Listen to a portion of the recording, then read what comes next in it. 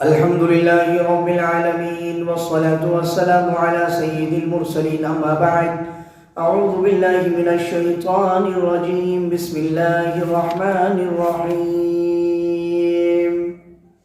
إن السمع والبصر والفؤاد كل أولئك كان عنه مسؤولا وقال تعالى في موضع آخر ما يلفظ من قول إلا لديه رقيب عتيد.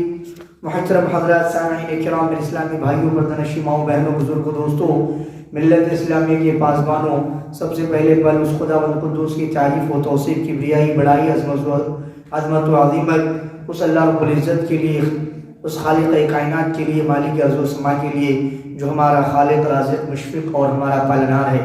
اس کے بعد تمام انبیاء کرام علیہ الصلوۃ والسلام پر درود و سلام نازل ہوں، خصوصاً ہمارے آخری نبی تاجدار مدینہ احمد مجتبیٰ محمد مصطفیٰ صلی اللہ علیہ وسلم پر بے شمار درود و سلام نازل ہوں. پڑھیے اللہم صلی وسلم بارک علیہ. محترم حاضرین ناظرین، انشاءاللہ تعالی کچھ باتیں آپ کے سامنے پیش کروں گا. بات اللہ نبی صلی اللہ علیہ وسلم کا فرمان ہے کہ عن عقبۃ بن عامر رضی اللہ عنہ قال قلت یا رسول اللہ من نجات قال امسک علیک لسانک ولیسعک بیتک وابکی علی خطیئتک رواہ الترمذی وقال حدیث حسن. حضرت عقبہ بن عامر رضی اللہ تعالیٰ عنہ بیان کرتے ہیں کہ میں نے عرض کیا یا اللہ کے رسول صلی اللہ علیہ وسلم، نجات کس طرح ممکن ہے؟ نجات کس طرح سے پائیں گے؟ نجات کیا ہے؟ تو آپ صلی اللہ علیہ وسلم نے فرمایا اپنی زبان کو قابو میں رکھو. آپ صلی اللہ علیہ وسلم نے کیا فرمایا؟ امسک علیک لسانک، اپنی زبان کو قابو میں رکھو. ولیسعک بیتک، تمہارا گھر تمہیں اپنے اندر سنبھالے، یعنی تمہارا فارغ وقت گھر کے اندر ہی گزرے. وابکی علی خطیئتک، اور اپنی غلطیوں پر خوب رو. یہ حدیث سنن ترمذی کے اندر ہے، ابواب الزہد باب ما جاء فی حفظ اللسان. اس حدیث کے اندر ذرا غور کریں کہ اللہ کے رسول صلی اللہ علیہ وسلم سے جب پوچھا گیا، حضرت عقبہ بن عامر راوی حدیث بیان کرتے ہیں کہ میں نے عرض کیا، پوچھا کہ نجات کس طرح سے ممکن ہے، کس طرح سے نجات پا سکتے ہیں، نجات کیا ہے؟ تو آپ صلی اللہ علیہ وسلم نے اپنی زبان کو قابو میں رکھنے کا حکم دیا، اپنی زبان کو کنٹرول کرنے کا حکم دیا، اپنی زبان کو صحیح استعمال کرنے کی تاکید کی، اور کہا کہ اپنا خالی وقت، اپنا خالی ٹائم، اپنا فارغ وقت گھر کے اندر ہی گزارنے کا، گھر کے اندر ہی بتانے کا حکم دیا، اور اگر اپنی غلطی، جو بھی غلطیاں ہوتی ہیں ان پر ہونے کا حکم دیا.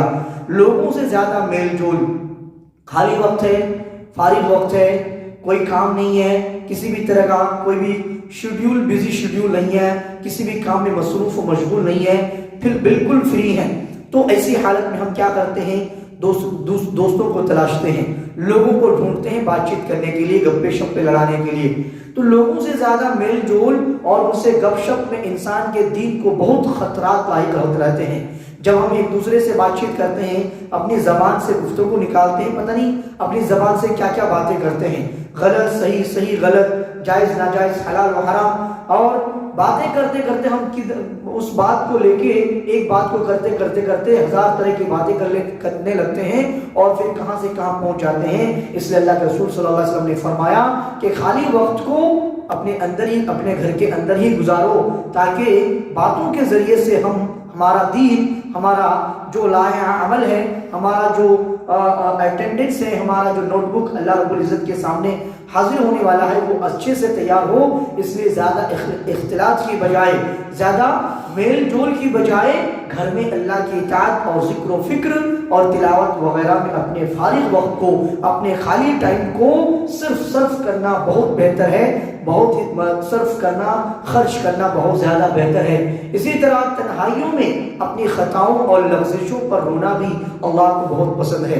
اگر ہم تنہائی اختیار کرتے ہیں اور تنہائی میں اللہ کے سامنے روتے ہیں، گڑ گڑاتے ہیں، اپنے گناہوں کی معافی طلب کرتے ہیں، اپنے گناہوں کی بخشش چاہتے ہیں، استغفار کرتے ہیں، توبہ اللہ کرتے ہیں، تو یہ ایک عمل بھی اللہ رب العزت کو بہت زیادہ پسندیدہ عمل ہے. اس حدیث میں زبان کی حفاظت کے علاوہ ان دو باتوں کی بھی تاکید ہے. اس حدیث میں تین چیزوں کی تاکید ہے. پہلی چیز کیا ہے کہ زبان کو اپنے کنٹرول میں رکھو، یعنی زبان کی حفاظت کرو.